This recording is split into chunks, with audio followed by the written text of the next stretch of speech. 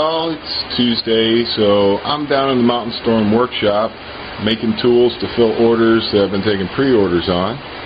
This will be a special batch. You can see this is a pretty short plank. This is wood I've never used before, called Acupuri, A-C-U-P-U-R-I. I don't find much about it. I don't see it in the wood database online. Tried to do a little research on it. Couldn't find anything about it, but I liked the way it looked. And it just was a nice looking plank, and I decided I'd make another sort of real limited number of tools out of this. This is going to be able to make me, what did I come up with? Like, if I'm lucky, 13 tools, I think. If I don't screw any of them up. Probably more like 10 or 12. Raining. Metal roof. Very loud. But it's a mountain storm workshop, and we're having a mountain storm.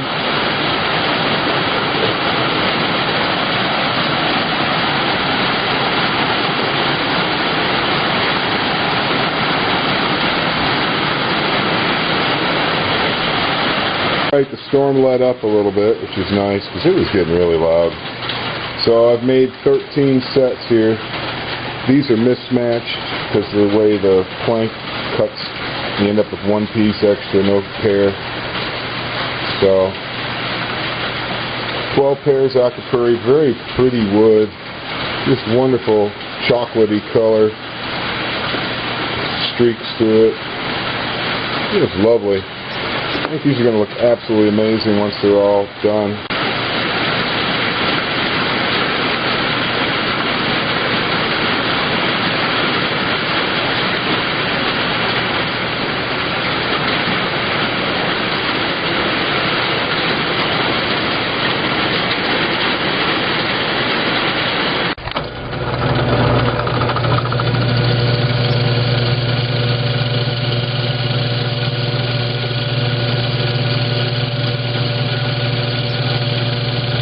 Ridiculously hard.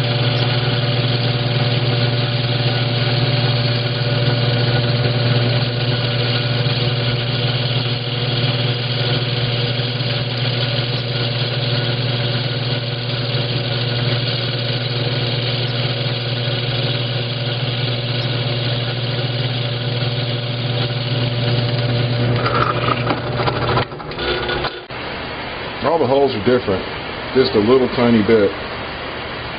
So these are the new style of Federal. They have a very, very, very thin crimp bead.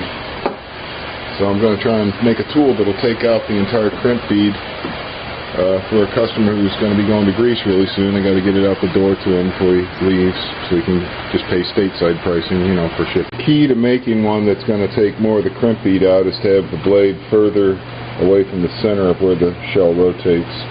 And then what I do is I take it over to my bench sander and I touch it up, get rid of the ridges, but I want it to be pretty close to the edge on this particular one.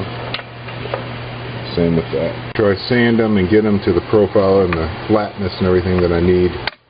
I glue these two pieces together, and then I drill it, put the clamp on, and I route it again to put a little relief of the clamp lock for the circle. And I take it apart, I put a razor blade in it, and I test it.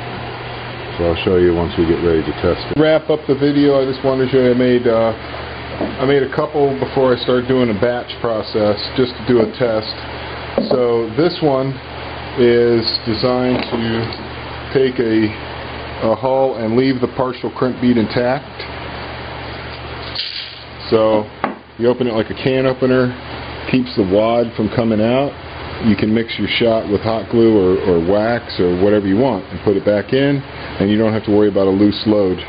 It won't come out. This makes safe wax. I've shot thousands of waxes out of my shotgun. No loose loads. I had a customer who bought one of those. He wanted one where he could extract the wad. Maybe he's going to roll crimp it, reload it, who knows what he's going to do. But that's what he wanted. I said I could tell you how to set your tool up to do that, but he wanted me to make him one. So here's that tool, and the difference between these two tools, you might be able to tell,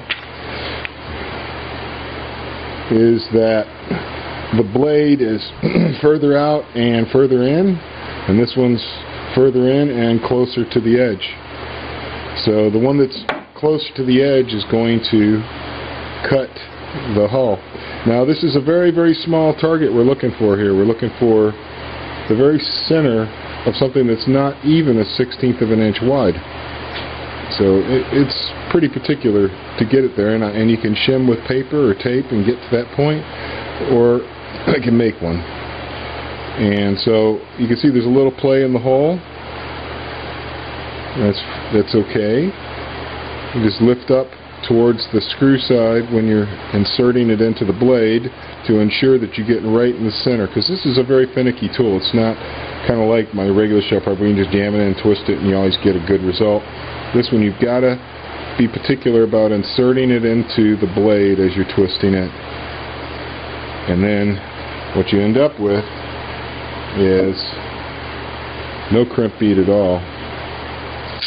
Very low pressure, by the way, to use the tool. Hardly requires any force at all.